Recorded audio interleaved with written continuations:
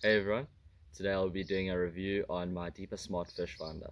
This one in particular that I have with me is a Deeper Start.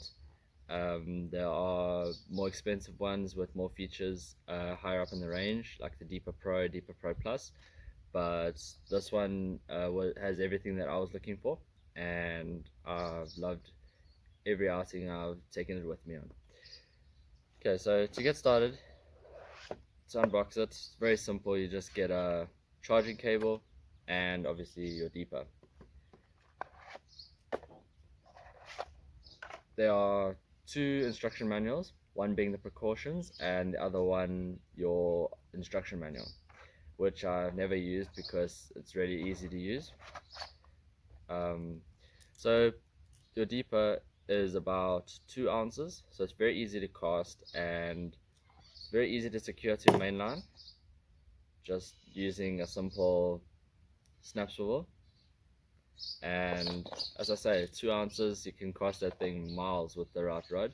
Unfortunately, the maximum distance you can get with a Deeper is about 50 meters, and it can scan to about 50 meters of depth, which is pretty deep. I mean, the deepest I've scanned is about 30 meters, and even that dam was particularly deep. Other than that, I think the deepest I've scanned was about 8 meters, so 50 meters is more than enough. Okay, so I just want to point out the significance of the charger because I found this charger very interesting. This charger, it plugs into your cell phone charger or laptop or whatever charging device you're using to charge your cell phone. It takes the same voltage, so yeah. And this side is the side that I really find interesting. It's magnetic, and that is important because on your Deeper, you'll find that there's a little um, like sensor there. That sensor is also used for charging.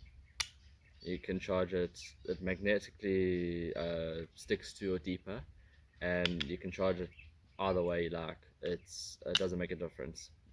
But this is a sensor that it senses whether your Deeper's in the water or not. So yeah, that's pretty interesting. But now the only problem with this charger is that you can't lose it, or else you're gonna have to buy a whole new Deeper setup. So just make sure you don't lose this. Picked this Deeper up off of Amazon for just under $100. So by the time I got it to me, it cost me about 1,500 rand for you South Africans. And yeah, it was one of the best purchases I've ever done for fishing, I would say. This is really helpful, and I would recommend it to anybody. I will be going to the dam shortly, and I'll give you a how-to and a review on its performance. Okay, so to connect to your Deeper, you need to place your Deeper within 3 meters in the water of your phone. While we were fishing above the water, the important thing was to keep the Deeper within 3 meters of the phone. Once your Deeper has connected to your phone successfully, you can now cast your Deeper to any specific area which you intend to scan. When you remove your Deeper from the water, it will give you an out of water signal. The second that your Deeper touches the water surface, it will begin to scan and automatically connect to your phone. It's important to retrieve your Deeper at a slow, constant speed to avoid it diving under the surface of the water or bobbing and weaving on the surface, as this would cause inconsistent and inaccurate readings. Another thing to note is that your Deeper will be more consistent and more accurate if used during or in calm conditions where there's no wind or waves. However, it can still be used in such conditions. As you can see, I brought it in over a gradual bank with a little bit of vegetation and no fish. Okay, so Deeper has actually made two Deeper apps, Fish Deeper and Deeper. Fish Deeper is the newer version of the two apps. I haven't used it very much, so I'm going to do my review on the original app, using the original app, because that's what I know a lot about. Okay, so what I really like about this Deeper app is the history. And now, with the history, it gives you, it saves each scan that you've done, like on a particular day.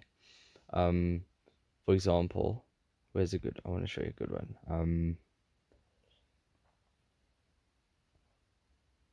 Okay, it saves a location, so you can go back to that particular place. It doesn't save GPS locations though, such as coordinates. Okay, in a scan here,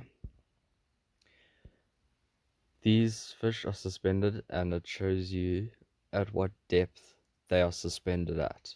1.8 meters, 1.2, 2.2, 1.5.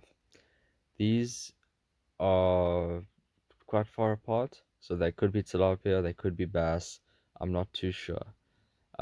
Judging from their depth, this one in particular, it could very well be bass. The orange is the ground. Unfortunately, the deeper start doesn't tell you or indicate the material that the base is made of. So it doesn't tell you if it's silt, rock, or hard pack, or etc. However, it does show you where the weeds are, vegetation. So in this case, we have a somewhat gradual slope. Um, as you notice here, it's a bit glitchy. This is because I reeled in too fast or the water was choppy. Um, yeah, but it still gives you a good indication of the depth and the contour, so I would count it as being accurate. The fish icons are very accurate. Um, especially with showing at what depth the fish are at. However, I wouldn't trust the size, the indication of the size, because sometimes you reel in faster, etc. I don't know. I just found it to be inconsistent. This here is not a sheer drop off. However, this is something of importance. This is the point at which this scan ends and the next starts. Because where the previous scan ended, it was at a depth of, say, 3 meters. And the next scan started at a depth of, say, just around about 1 meter. So in order for the graph to join the two scans, it just makes a shear um like join. So don't worry about that. However, these fish were scanned in the previous scan, so that's still accurate. Another thing to note, as you can see over here on the right hand side of the screen, this depth of the water is sitting at around about 1 meter. And another thing, I've set my deeper to scan at, or to display the information in metric units, so centimeters, meters, etc., degrees Celsius. Um, but the deeper cannot scan in water shallower than 1 meter. It'll be very inconsistent, or it will give you an error message saying deeper too shallow or deeper too deep. This here, however, is a very nice structure, piece of structure. This is a nice drop off that I found, and I wouldn't have found this drop off if it weren't for my deeper. It definitely helped me that day. I caught quite a few bass off of this structure. As you can see here, there's a bit of vegetation at the base of this drop off. Um, that could be river grass, it could even be silt. Um, So another thing to note, sometimes silt can be displayed as vegetation. However, that's hardly ever the case. These fish here, they are in a bit of a school, so I would say these are tilapia. Um, and then there's just a point where two graphs met. Here's a long piece of vegetation, and then yeah, this was a bit too shallow, so it gave me um an error, but I just caught, that's why I had to cast again. But anyway, this drop off here is very interesting as well, because this drop off, as you can see, it goes down to about 2.8 meters, and then it goes very sharply back up, in pretty much the same gradients as this drop off. That is some sort of riverbed, old stream bed. This is a hotspot for fish, and it is a great find.